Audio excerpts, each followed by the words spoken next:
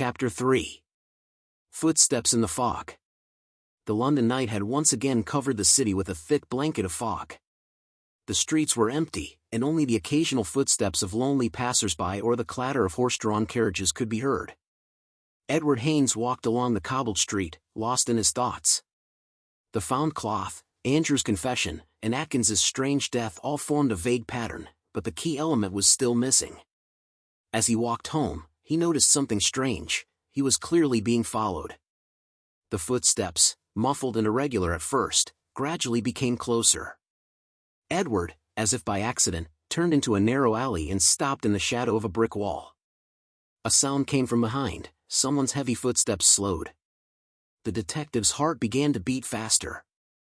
Slowly, he pulled out his cane, his fingers tightly clenching the silver knob. "Who are you?" he asked loudly, his voice confident. The footsteps stopped. There was silence for a few seconds before a dark figure emerged from the fog. It was a tall man in a long coat and hat. His face was hidden in thick shadow. "Detective Haynes," the stranger said in a low voice. "You know me." "I don't think I know you. What business have you had following me?" The man bowed his head slightly, as if considering what to say. "I'm here to warn you." "Warn you? About what?" "About the danger you've gotten yourself into. The Atkins case isn't just a murder. It's the beginning of something bigger. If you keep digging, you'll meet the same fate." Edward didn't move, though his insides clenched. "Who are you? Why do you care?" The man stepped closer, and the light from the lantern illuminated his face for a second. It was the face of a man with a cold, sharp gaze and a deep scar running across his cheek. "The name is not important here. Just remember, some enemies are too strong to defeat." And with that, he disappeared into the fog. Edward returned home late. The stranger, his words and warnings, were spinning in his head, keeping him awake. He tried to put the pieces of the puzzle together: the threat, the strange clues, the claws, the fabric.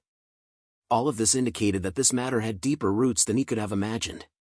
"Danger, you say?" he mentally challenged the stranger. "But I am not one to retreat." The next day, Edward decided to visit one of his old friends, Henry Vincent, a historian and expert on ancient cults. He lived in an old house in the Hampstead area. When Haynes knocked on the door, Henry opened it almost immediately. It was a man of about 40, with a kind face and a slight smile. "Edward! I didn't think I'd see you so soon." "Henry, I need your help," the detective got straight to the point.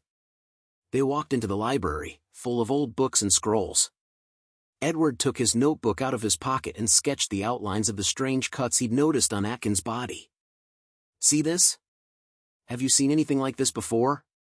Henry frowned, studying the drawing. "This reminds me of the symbolism of an old cult. I read about it in one of the books." He walked over to the shelf, rummaging through the dusty tomes. Finally, he pulled out a book with a worn leather binding. "Here. The Cult of Shadows. They were called that because of their ability to act covertly. They say their rituals were connected with sacrifices. These claws could be a symbol associated with their god, whom they called the Dark Judge." Edward listened with interest. But why would these people kill Atkins? Perhaps he learned something they didn't like. Or maybe he was part of their plan. "All I know is that these people are dangerous." Edward left Henry's house with a heavy feeling. Everything pointed to the fact that the murder was not just a personal matter, but part of something much darker and more complicated. On the street, the same fog met him, thick and cold. It seemed to reflect his thoughts, hiding the answers behind a veil of riddles.